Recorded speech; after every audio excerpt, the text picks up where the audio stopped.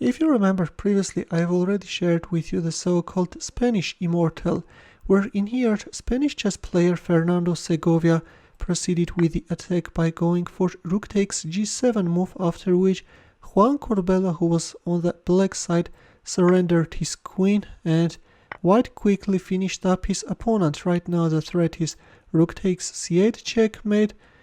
That's why the chicken rook escaped, and then white kept on harassing black pieces, this time by playing Rook G1, and after Rook takes F7, Bishop takes F7, white forced a resignation in view of an imminent checkmate. If Queen takes E5, then Rook G8 checkmate. The detailed analysis of this game you can find on my channel, the link will be in the comment section. Hello chess lovers, Suren here, and in this video I want to share with you a similar brilliant game played 56 years before the Spanish Immortal. In both cases the weakness of the G-file, the power of white bishops, and the final checkmate look very similar. With white pieces playing German chess master Carl Hartlaub and his opponent is M.W. Testa. The game was played in 1912 in Bremen. So Carl Hartlaub was playing with the white pieces opened up with E4, to which Testa responded with E5.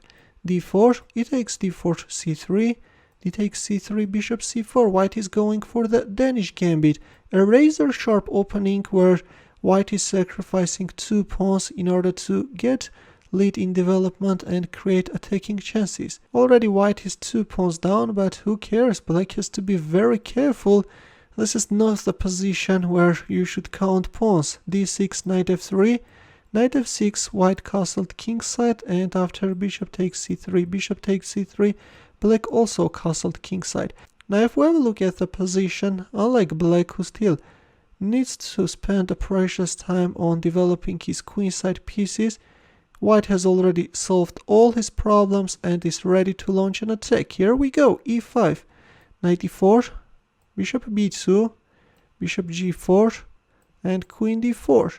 White is attacking the knight on e4 and is inviting bishop takes f3.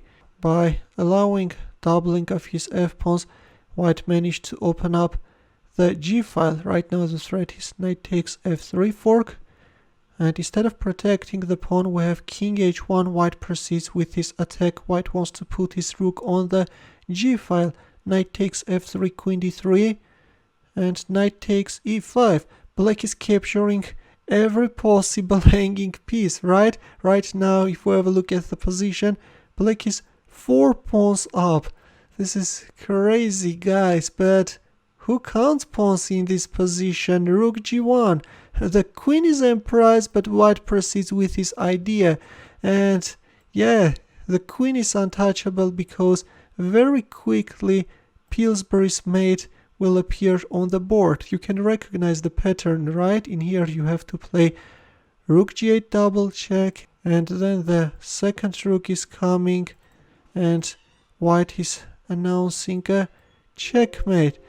That's why instead of touching the queen, black played queen d7, but at least it was better to play queen f6, from where the black queen can be more useful when organizing the defense. In our game we see queen d7 and queen d2. White is missing a very beautiful rook takes g7 move, which could allow him to win very quickly. Or after queen g3 check, if king f6, then queen h4 check, and then bishop d5.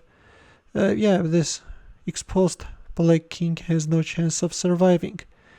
In our game, after queen d7, we see queen d2 and knight g6. g6 could allow black to put tough resistance, but we have knight g6 and queen d4 with a direct mating threat, although I have to tell you that rook takes g6 is winning faster.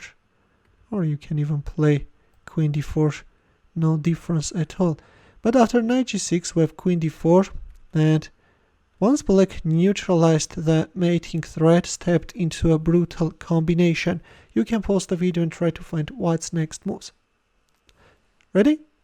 In here, Carl Hartlaub made rook takes g7 move. Yes, finally we see that brutal rook sacrifice, which was just asking itself to be played. By the way, at this point already f4 is not good.